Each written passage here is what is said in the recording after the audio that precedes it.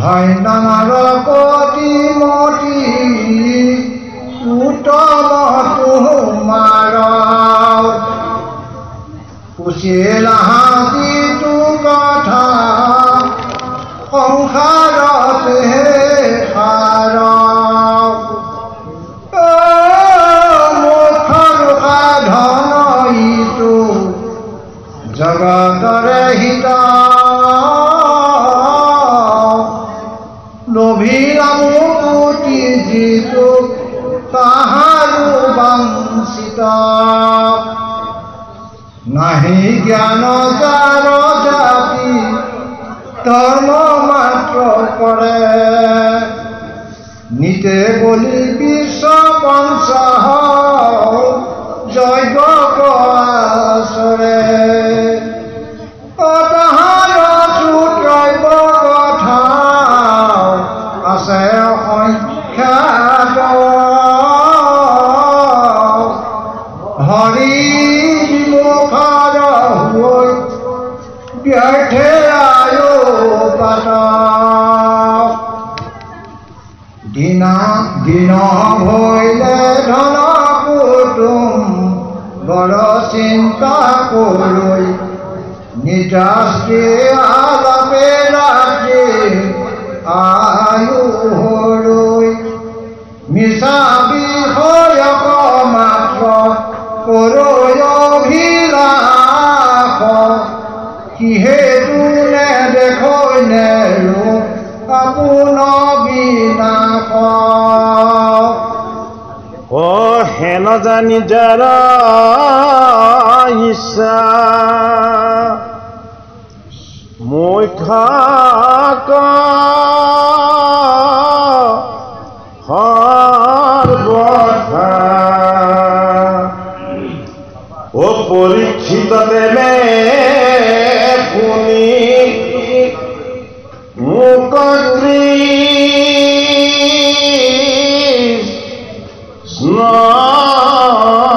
কথা নিবেশিত কৃষ্ণ নাম কীৰ্তনত ঈশ্বৰে পাদ পদ্ম স্মৰিবে মনত নাৰায়ণ স্মৰণে পৰম মংগল এই মানে জীৱনৰ জন্মৰ সাম্ভ এই অন্তকালে হৰি স্মৰে যিটো ভাই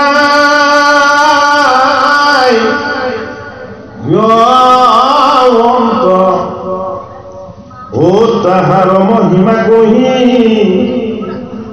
কোনে পাৱে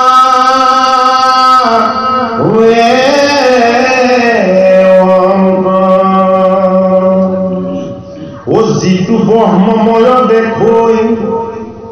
জগত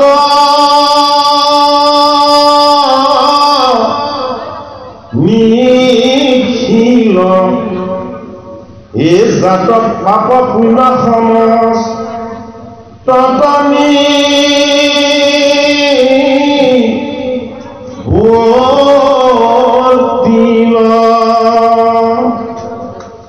এই হৰিৰ কথাত তাৰ ৰতি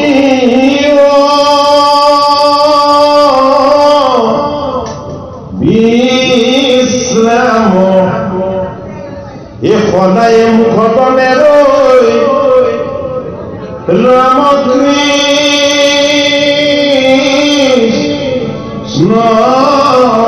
নাম বুলিবাও পূৰ্ব কিনো কহিলা হামনি ঐ ইটো কথা একো পুৰুষতো শুনি এই শুনা সাৱধানে ইয়াৰ নিকটি উত্তৰ ইটো মহাভাগৱত শাস্ত্ৰ বৈকুণ্ঠ এই আত্মহাধৰ্ম একে নামে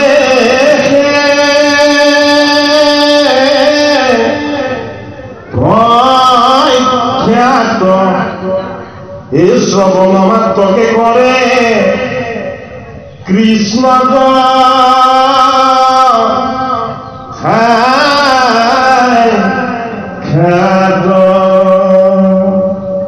পূজা নমস্কাৰ ধ্যান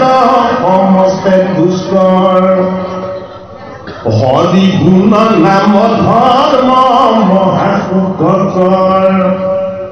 অস্তি বাল্য বিদ সমস্তৰে অধিকাৰ অচনালকো কৰে নামে দেখনে উদ্ধাৰ হে দাপৰ যুগত মই পঢ়িলো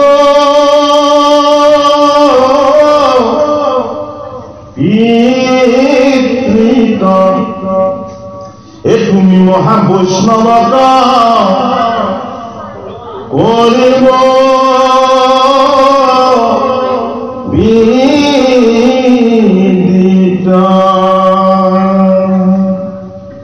প্ৰশ্নৰ উত্তৰ দেও শুনা সাৱধান কৃষ্ণৰ নামেকে জানা পৰম কল্যাণ নামে সাধে যাৰ যেন মত বিলাস জীৱা মুখ চাহৈ বৈকুণ্ঠ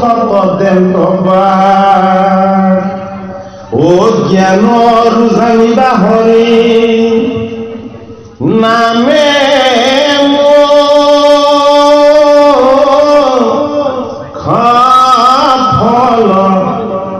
ফল নাহিকে নামত পৰে পৰম মংগল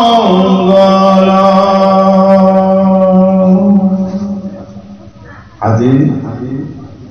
এই বৈকুণ্ঠ দুটাৰ লোকবিশ্বাস সেই কৃপালু গুৰুমূৰ্তি ভকত বৈষ্ণৱ আই শিশু সমস্ত আপোনাসৱ সমস্তৰ চৰণত আমি ভক্তিপূৰ্ণ সেৱা কৰিছোঁ। ভাগৱত কোনে জানে? ভাগৱত যি জানে সেয়া ভগৱান। আমি কোনেও ভাগৱত জানি শেষ কৰিব নোৱাৰো কেতিয়াও। যিহেতু ভাগৱত ভগৱানৰ বাৰম্বৰ নদী, এই শাস্ত্ৰৰ কথা শ্ৰৱণ কীৰ্তন আৰু মননৰ দ্বাৰা আমি আমাৰ নিজৰ কলিকিত যিবিলাক মন বা পাপ আছে সেইবিলাক দূৰ কৰিবলৈ সদায় যত্নশীল হৈ থাকিব লাগিব। আজি আপোনালোক সকলো কৃপালু ভকত বৈষ্ণৱৰ চৰণত আমি সেৱা ধৰিবৰ নিমিত্তে ইয়ালৈ আহিছোঁ আৰু পদে আমাক যি অকণমান কৈছে তাৰ লগত সংগতি ৰাখি আমি দুই এষাৰ কথা ব্যক্ত কৰিব বিচাৰিছোঁ। যদি আমাৰ কিবা অজানিতে অপৰাধ হয় আপোনালোকে মৰিখন কৰিব। ভাগৱতৰ প্ৰথম স্কন্ধ গংগাৰ পাৰলি শুকদেৱ গুৰু ভগৱান যেতিয়াই আহি উপগত হ'ল শুকদেৱৰ চৰণ সোণৰ পাত্ৰত জল আনি পৰীক্ষিত নৃপতিয়ে যেতিয়া ধুৱালে মস্তকত সুবৰ্ণৰ আসন আনি যেতিয়া গুৰুক আসনত বহুৱালে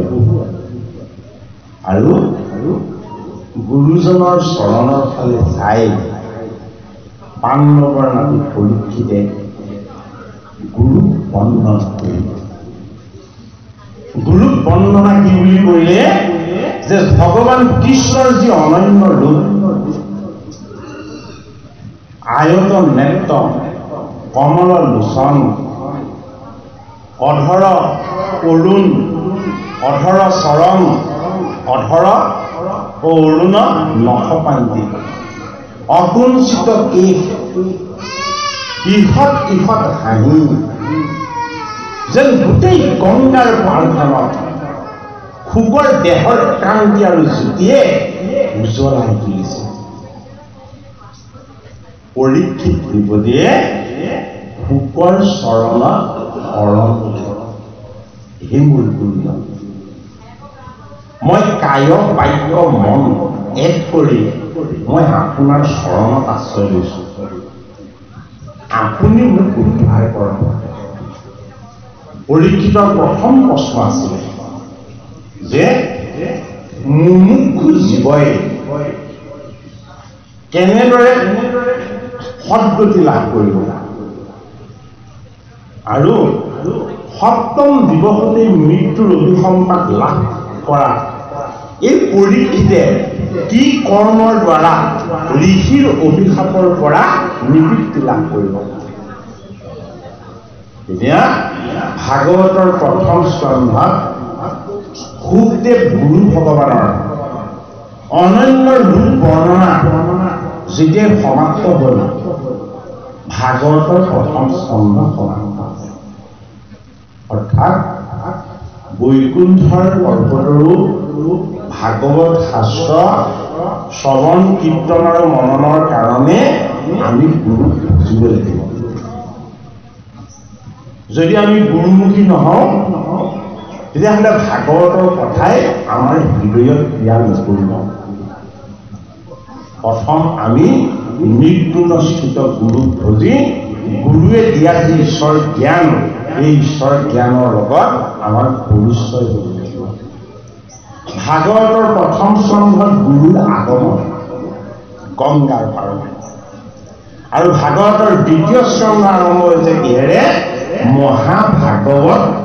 ধৰ্মকথনে। নিৰ্গুণস্থিত গুৰু শুকদেৱে তেওঁক শৰণ লোৱা শিষ্য পৰীক্ষিত যি জ্ঞান তত্ত্ব কথা দান কৰিলে, এই জীৱন পৰীক্ষা দি থকা জীৱৰূপী পৰীক্ষিত নিগতি উদ্ধাৰ হৈ যাব, সেই কথাই প্ৰথম আৰম্ভ কৰিছে। কি বুলি কৈছে? যে তুমিতো মোক অতি ৰহস্যপূৰ্ণ গুৰুত্বপূৰ্ণ প্ৰশ্ন কৰিছা যে তুমি কৃষ্ণৰ চৰণ হৃদয়ত ধাৰণ কৰি তুমি মোক যি প্ৰশ্ন সুধিলা, আৰু ময়ো মোৰ ভগৱান কৃষ্ণৰ চৰণ মই হৃদয়ত ধাৰণ কৰি এতিয়া তুমি সোধা প্ৰশ্নৰ উত্তৰ দিম। শুকদেৱে কৈছে, ধন্য নৰ প্ৰতিমতি উত্তম তোমাৰ ৰুচি নহয় যিটো কথা সংসাৰত দেখা। তুমি যিটো কথা সুধিলা, সেই কথাটো এই ভৱ সংসাৰৰ ভিতৰত আটাইতকৈ সাৰ কথা। মুখ্যটো সাধন কিন্তু জগতৰে হিত, লভিলা মুকুতি যিটো তাহাত পাইছে। তুমি সোধা প্ৰশ্নৰ উত্তৰৰ দ্বাৰা এই জগতৰ হিত সাধন হ'ব, আৰু জীৱই মুক্ত লাভ কৰি সদ্গতি লাভ কৰিব। আৰু মুকুতি বাঞ্ছা নকৰিলেও তুমি মোক যি প্ৰশ্ন সুধিছা, এই প্ৰশ্নৰ দ্বাৰা জীৱৰ মুখ্য সুখৰ আনন্দ লাভ হ'ব। নাহি জ্ঞান যাৰ জাতি ধৰ্ম মাত্ৰ কৰে, নিজে বলি বিশ্ব মাংস যজ্ঞ পাছ কৰে। যে যিসকলৰ জ্ঞান নাই, যিসকলৰ জন্মসূত্ৰে উন্নত জাত নাই, যিসকলে কেৱল তথাকথিত নামত ধৰ্ম আচৰণ কৰি আহিছে, ধৰ্মটো শাস্ত্ৰসন্মত হয় বুলিও পোকে কোৱা নাই, নহয় বুলিও কোৱা নাই, তথাকথিত বুলি কৈছে, যিটো পালন কৰি আহিছে যে নিজে বলি বিশ্ব পাঞ্চ যজ্ঞ আচৰণ, যে পঞ্চ প্ৰকাৰৰ যজ্ঞ তেওঁলোকে আচৰণ কৰি আহে তাহাৰৰ সুতব্য কথা আছে অসংখ্যাত তেওঁলোকৰ দ্বাৰা শুনিবলৈ পোৱা কথা বা শুনি পোৱা কথা বহুতখিনি আছে অসংখ্যাত আছে কিন্তু হৰি বিমুখৰ সেই ভগৱতীত যদি হৰি সংযুক্ত হোৱা নাই পঞ্চ প্ৰকাৰৰ যজ্ঞ কৰি জীৱমুক্তিৰ কাৰণে যিসকলে চেষ্টা চলাই আছে তেওঁলোকৰ এনে মিঠা বা মিছাতে আয়ুক্ষয় হৈ আছে দিনত হইলে ধনক কুটুম্বৰ চিন্তা কৰে নিৰ্যাসী আলাপে ৰাতি আয়ু ভৰে এই যিসকলে নিজে বলি বিশ্ব পাঞ্চযজ্ঞত আচৰে আমাৰ জীৱনত পাঁচটা বদ অভ্যাস আমি ত্যাগ কৰিব লাগিব কিন্তু তাকে নকৰি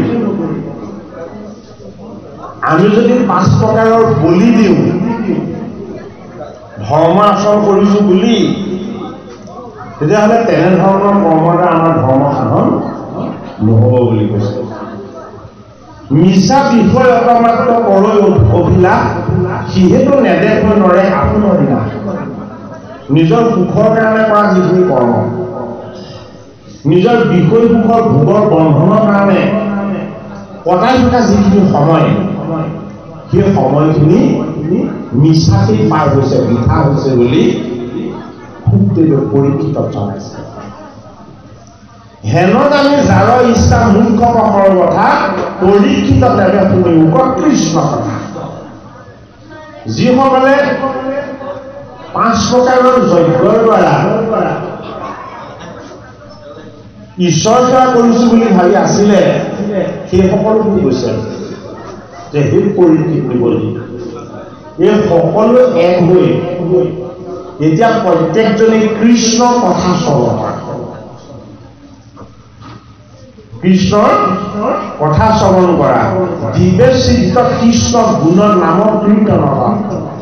কৃষ্ণৰেহে পাদপদ্ম স্মৰিবে মনবান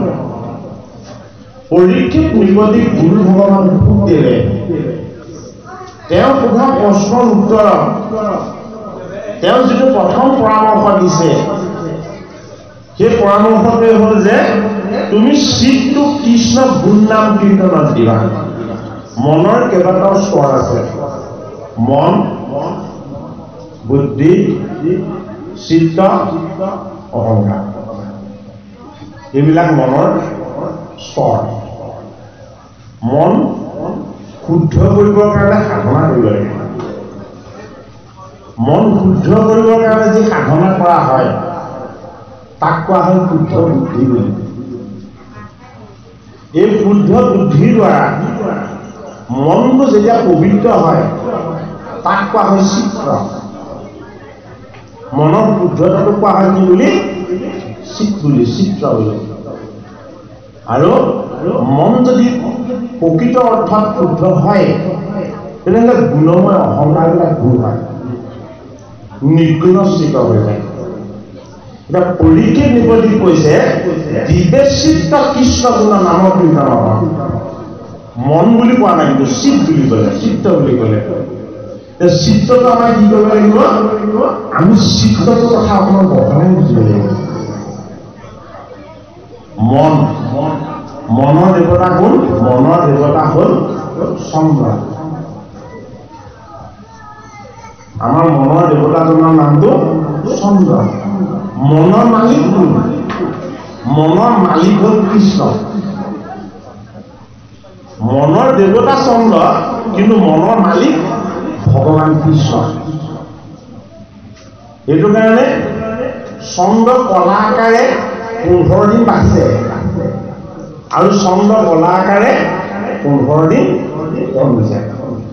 চন্দ্ৰ কি চন্দ্ৰ চঞ্চল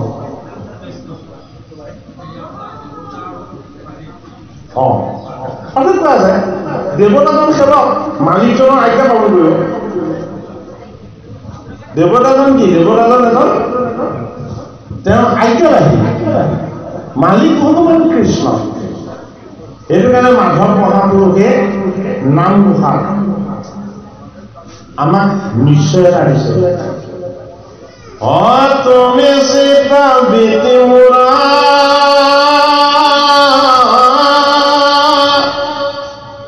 পৱৰ্তক নাৰায়ণ তুমি নাথ মই নাথ অন্ত ঈশ্বৰ নচত্তৰ ছায়া দিয়া দূৰ কৰা মায়া অকলা দায়া মুখ ভগ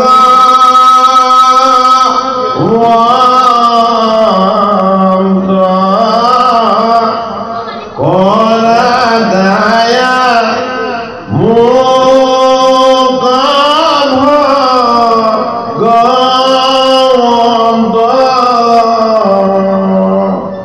ভগৱান কি ভগৱান আমাৰ চিত্ত কিয় চিত্ত হল শুদ্ধ চিত্ত হল স্বচ্ছ চিত্ত হল নিকা চিত্ত হল সদায় পৰিষ্কাৰ এই নিকা শুদ্ধ চিত্তটোত যদি আমি প্ৰৱেশ হ'বলৈ হয় তেতিয়াহ'লে আমি কিহত মন দিব লাগিব সেই জগতৰ হৰি মোৰ কায় বাক্য আৰু মন এই তিনি গুণময় বস্তুবিলাক তোমাৰ নিৰ্গুণ হৰি মই অৰুণ চৰণত অৰ্পণ কৰিছোঁ হৰিত যদি দ্ৰব্য বা বস্তু অৰ্পণ হয় তেতিয়াহ'লে কি হৈ যায় কি গুণৰ পৰা মুক্ত হৈ যায় নিৰ্গুণ হৈ যায় সেইটো কাৰণে মনটো শুদ্ধ কৰিবৰ কাৰণে আমাৰ মনটোক আমি কৈ দিব লাগিব আমি হৰিৰ চৰণত দিব লাগিব তুমি চিত্তটো যদি শুদ্ধ হয় তেতিয়াহ'লে কি হ'ব বৃত্তি প্ৰতিষ্ঠাটো হ'ল আমাৰ জীৱন নিৰ্বাহৰ যিটো ব্যৱস্থা আমি জীৱন নিৰ্বাহ কৰিবলৈ হ'লে জীৱনত বৃত্তিৰ আশ্ৰয় ল'ব লগা মন শুদ্ধ হ'লে যদি বৃত্তি অশুদ্ধ হয় তেতিয়াহ'লে দুইটাৰ মাজত যুদ্ধ হ'ব মনটো শুদ্ধ হয় বৃত্তিটো যদি অশুদ্ধ হয় তেতিয়াহ'লে দুইটাৰ মাজত সংঘাত হৈ থাকিব মনে ক'ব যে তই শুদ্ধ পালে কৈছে কিন্তু বেয়া কামৰ ফালে কিয় হাত মনটো নিচা এই দুইটাৰ মাজত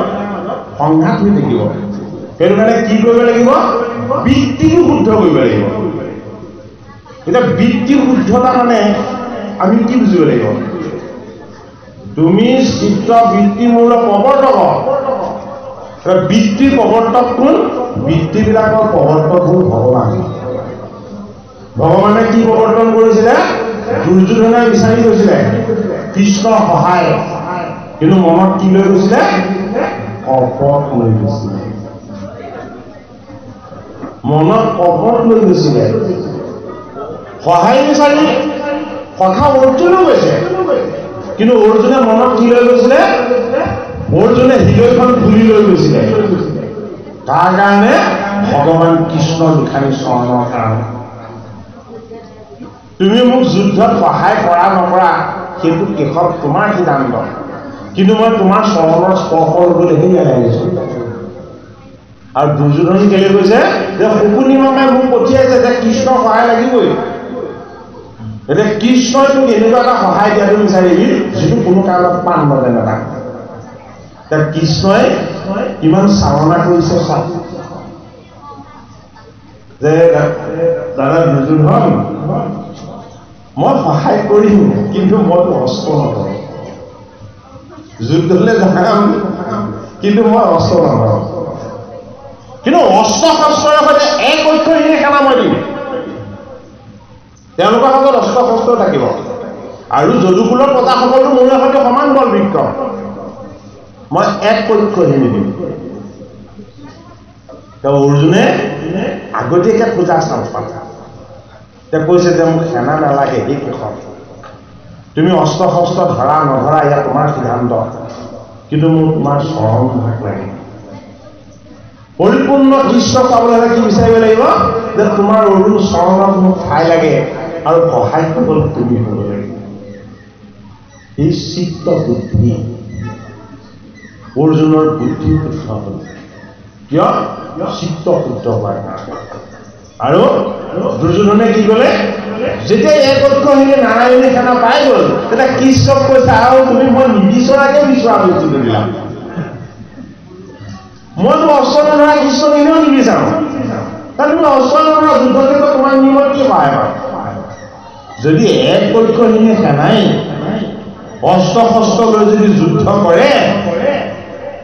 কাৰ সামৰ্থ্য আছে আমাক পৰাজয় কৰিব মানে বাৰু আচলতে আমাৰ লগত সেনা 10 ঐক্যহীনী আছেই আমাৰ লগত 10 ঐক্যহীনী সেনা আছেই 11 নম্বৰ ঐক্যহীনটো কৃষ্ণ দিব লাগিব সেইটো কাৰণে 10 ঐক্যহীনী কি আমাৰ 5টা কৰ্ম ইন্দ্ৰিয় আৰু 5টা জ্ঞান ইন্দ্ৰিয় এই 10টা বস্তু 10 ঐক্যহীনী শক্তি এইকেইটাক চলাবৰ কাৰণে ভগৱান কৃষ্ণই কৈছে মই 11 নম্বৰ ঐক্যহীনটো দিম বোলে কি মই তোমালোকৰ প্ৰত্যেক সেনাৰ মনত মই অহংকাৰ কেশৱ কি হ'ব কেশৱ কৌৰৱৰ পক্ষত অহংকাৰ হ'ব মোতকে বলৱান আৰু জগতত কোনো নাই বুলি প্ৰত্যেককে ভাবিবলৈ বাধ্য হোৱা সেইটো কাৰণে একাদশ ইন্দ্ৰিয় হ'ল মন মন যদি আমাৰ শুদ্ধ আৰু পবিত্ৰ নহয় তেতিয়াহ'লে আমি ভগৱানৰ চৰণ সেৱাৰ যোগ্য নহয় অৰ্জুনৰ মনটো শুদ্ধ আছিল অৰ্জুনৰ লক্ষ্য যুদ্ধত জয় সাব্যস্ত কৰা অৰ্জুনৰ লক্ষ্য ভগৱান কৃষ্ণ যে হে কৃষ্ণ যুদ্ধ ক্ষেত্ৰত তুমি মোৰ সহায় হ'ব লাগিব গতিকে এই একাদশ ইন্দ্ৰিয় অন্তৰ ইন্দ্ৰিয় হ'ল মন এই মনৰ নাৰায়ণী সেনা ভগৱান কৃষ্ণ আমি বুজিব লাগিব সেইটো কাৰণে সেই কৃষ্ণৰূপী মনটোক আমি কি কৰিব লাগিব ভগৱান কৃষ্ণক দিব লাগিব मन मना भवमाद भुक्ता मदिउजी मामो नमस्कुरु मामो एवो वैश्वसियुक्ता आनम आत्मना मत्परायण हे मुक्त मात्र सदा दिया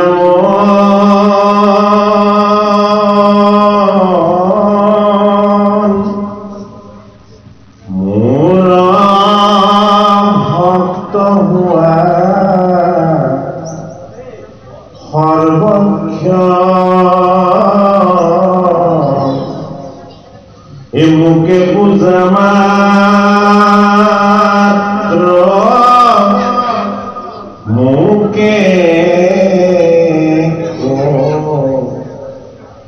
गानो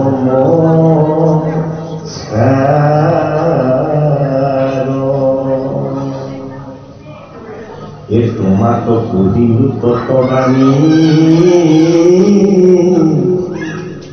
ये पाइबा तुझे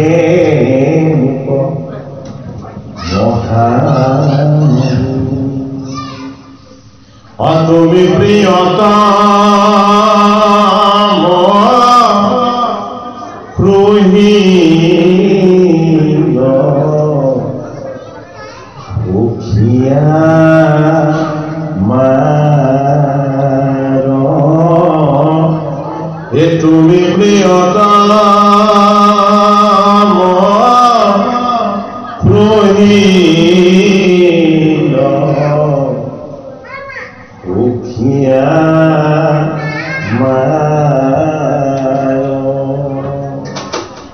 সেয়োগী সমস্তই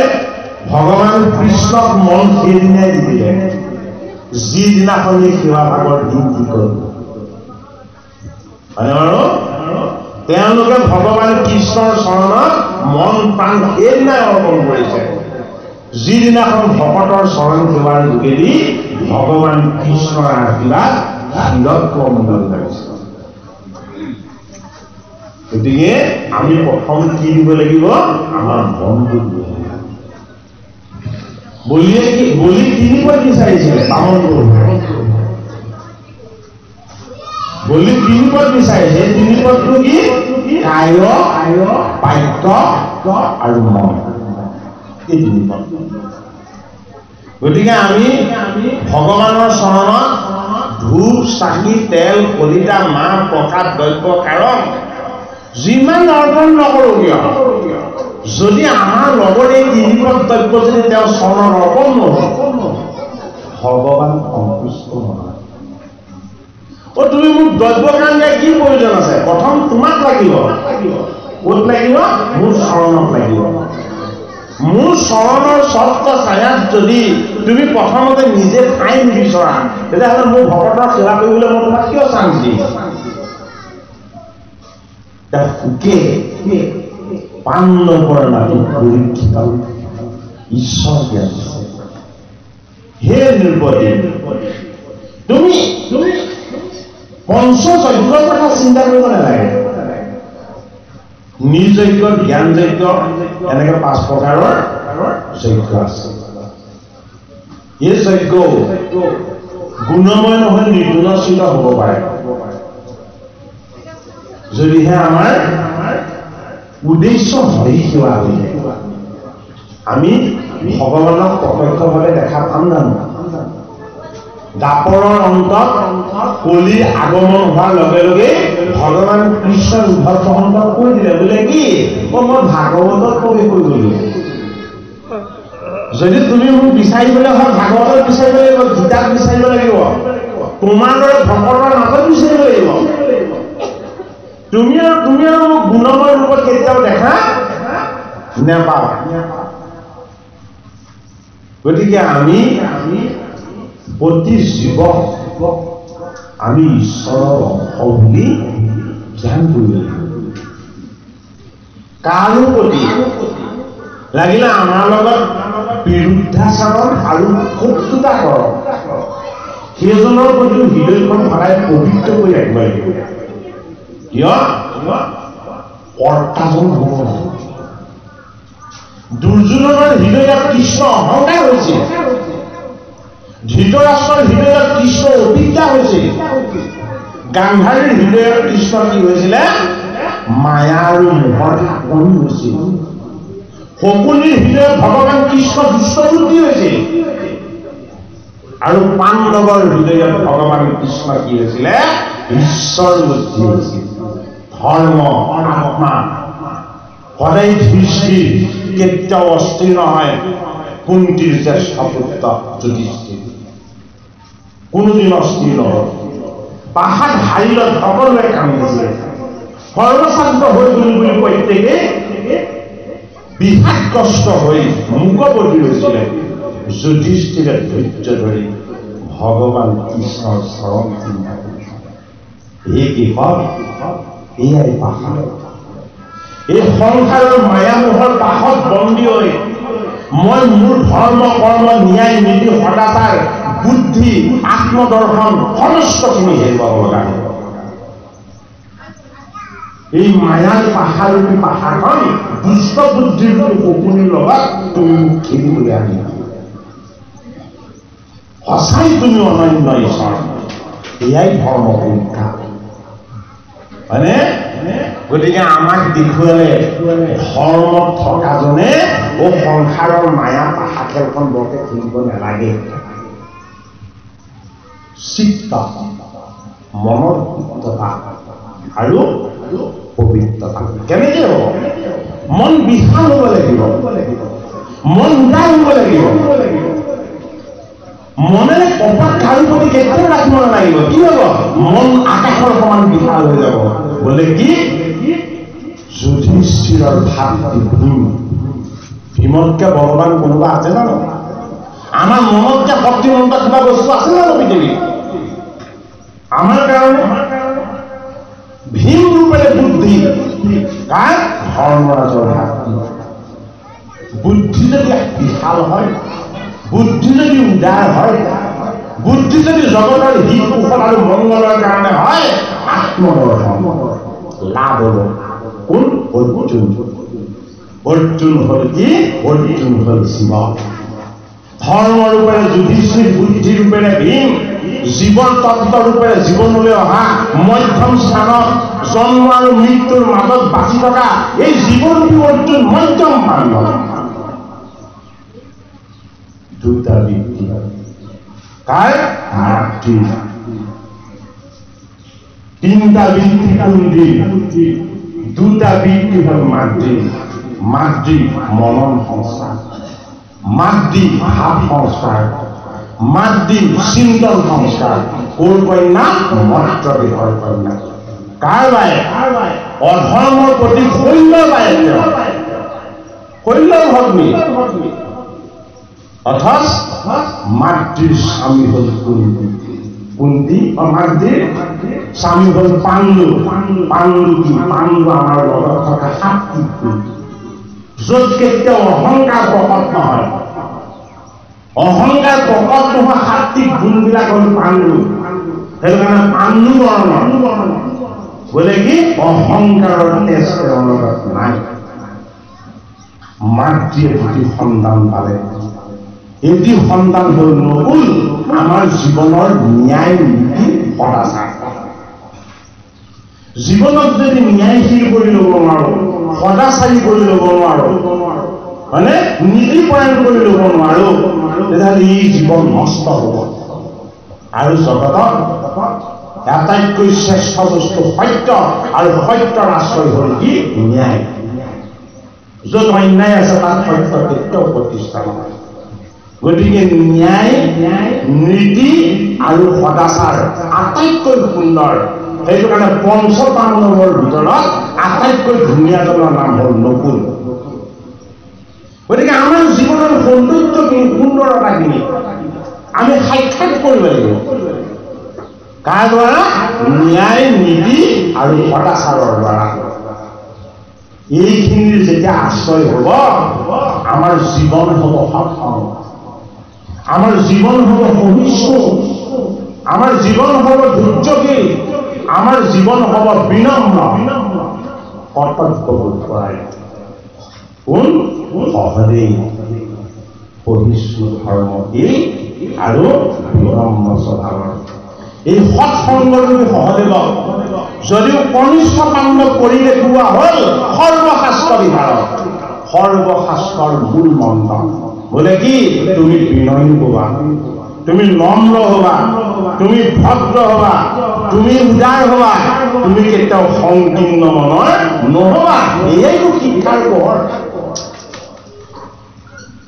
মন মনা ভৱন তুমি মোক মনটো দিয়া তুমি মোক নমস্কাৰ কৰা তুমি মোক প্ৰণাম কৰা মোক পূজা কৰা মোক উপাসনা কৰা বোলে কি হ'ব তোমাৰ জীৱন ধন্য হৈ যাব গতিকে একাদশ ইন্দ্ৰিয় মন অত্যন্ত চঞ্চল এই মনক যেতিয়া চিত্তৰ যোগেদি শোধন কৰি বুদ্ধিৰ যোগেদি স্থিৰ কৰি ন্যায় নীতি সদাচাৰৰ যোগেদি সুন্দৰ কৰি সৎসংগৰ আচৰণৰ যোগেদি সৰ্বশাস্ত্ৰৰ বিধান তত্ত্ব আমি জীৱনত প্ৰতিষ্ঠা কৰি পাণ্ডৱৰ দৰে পূৰ্ণ গুণবিলাকক যদি আমি সাধন কৰি ল'ব পাৰো ভাগৱত যে পাণ্ডৱৰ মধ্যম পাণ্ডৱে শুনিলে কি গীতা পাণ্ডৱৰ নাতি পৰীক্ষিতে শুনিলে কি পৰীক্ষিতে শুনিলে ভাগৱত হয়নে এই জীৱন পৰীক্ষাত দি থকা এই পৰীক্ষিত বুলি জীৱই কলিৰ কালত যদি নিপতিৰ দৰে ৰজাৰ আসনত বহি ধৰ্মশীল হৈ থাকিবলৈ হয় তেতিয়াহ'লে জন্মেজয়ে কি শ্ৰৱণ কৰিলে বৈশ্বৰূপায়ন ঋষিৰ পৰা পঞ্চম বেদ মহাভাৰতত থকা ন্যায় নীতি সদাচাৰ আৰু সত্য শুদ্ধ ধৰ্ম এইখিনিক আমি জীৱনত কি কৰিব লাগিব বৰণ কৰিবলৈ যত্ন কৰিব লাগিব সুখ আমাৰ আত্মা পৰীক্ষিত আমাৰ জীৱন মুখ্য সাধনৰ এখন দুৱাৰ বা ব্যৱস্থা সেইটো কাৰণে এই জীৱন কি এই জীৱন হ'ল হৰিয়ে দিয়া এটা সুযোগ ভগৱানে দিয়া এটা চান্স। এই চান্সটোক যাতে আমি কেতিয়াও ব্যৰ্থ নকৰোঁ। নিগুণস্থিত আত্মাৰূপী সুখে গংগাৰ পাৰত নিত্যৰত হৈ হৰি গুণ গাই গাই পাণ্ডৱৰ নামী পৰীক্ষিত অমৃতময় ভাগৱত ঘটিছে। বোলে কি তুমি কৃষ্ণৰ চৰিত্ৰ শ্ৰৱণ কীৰ্তন কৰা, তুমি কৃষ্ণৰ নাম শ্ৰৱণ কীৰ্তন কৰা। বোলে কি কৃষ্ণতকে আনন্দময়, কৃষ্ণতকে ৰসময়, কৃষ্ণতকে শ্ৰেষ্ঠ বস্তু আৰু ভগৱান কৃষ্ণৰ নামতকে একোৱেই উদ্ধাৰকাৰী বস্তু এই জগতত নাই। পৰীক্ষিতে কৈছে, মই কোনো লোকত কোনো পুৰুষত মই এই কথা শুনা নাই। মই ঋষি সমস্তকো প্ৰশ্ন কৰিলো, কিন্তু নানাই ঋষিয়ে ইমান নামত দিলে। তেতিয়া সুখদেৱ ভগৱানে কৈছে যে মোৰ ভাগ্য ভাল আছিলে।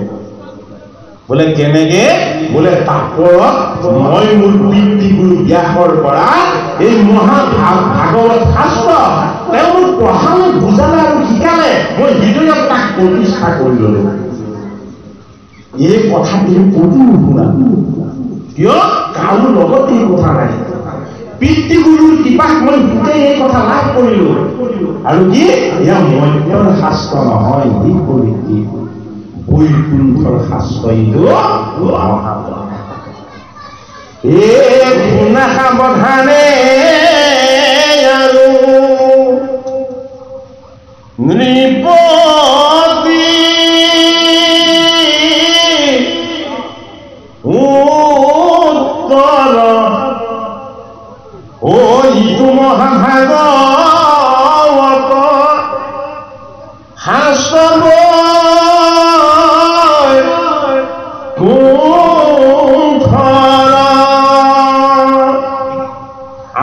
মহাধৰ্ময়ে নামেকে প্ৰখ্যাত, এই শ্ৰৱণ মাত্ৰকে কৰে কৃষ্ণক সাক্ষাৎ। এতিয়া শুকৰ ৰূপটো কেনেকুৱা আছিলে? পৰীক্ষিতে কৃষ্ণৰ সৈতে একে উঠি গৈছিলে। কিয়? পৰীক্ষিতে শুকক এইটো কাৰণে কৃষ্ণৰ দৰে লিখিছিলে, শুকে হৃদয়ত কৃষ্ণ মূৰ্তি প্ৰতিষ্ঠা কৰিছিল। শুকে হৃদয়ত ভাগৱত মূৰ্তি প্ৰতিষ্ঠা কৰিছে। ভাগৱতত ভগৱানজন যিদৰে শ্যাম সুন্দৰ,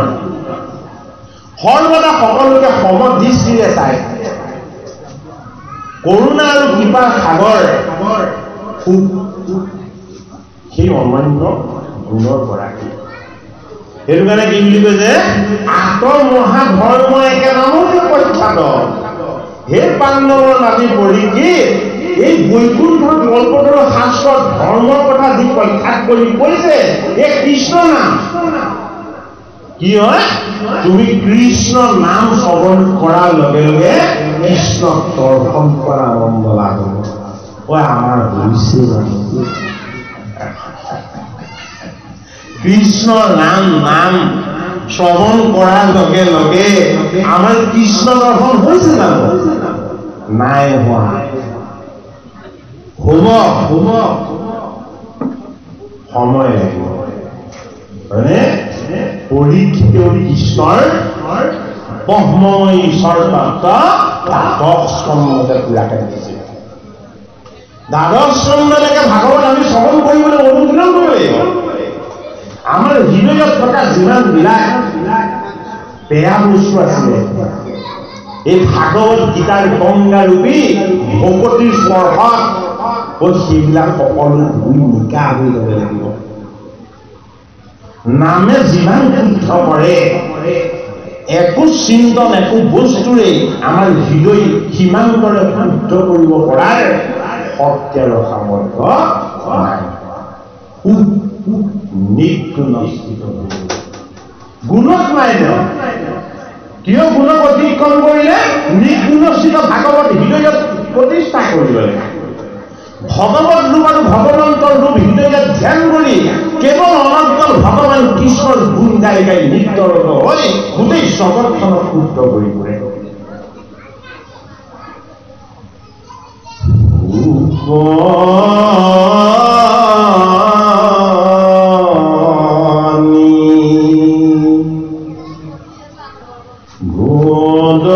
Gododi পৰীক্ষিত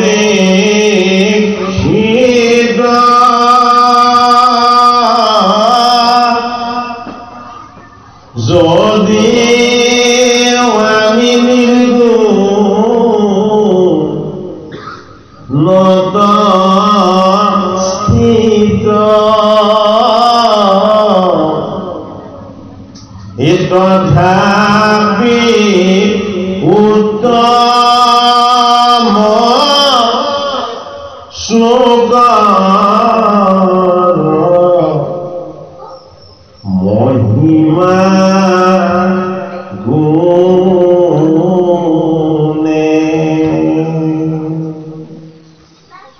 বৎস ভৈলৱাৰ মুৰচিত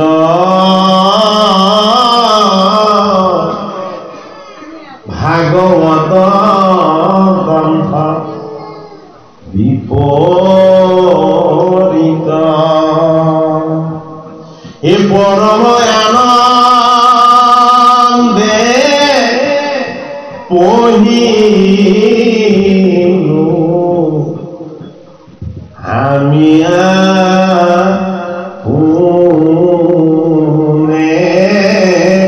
এই পৰম আনন্দে পঢ়িলো আমি আপোনে।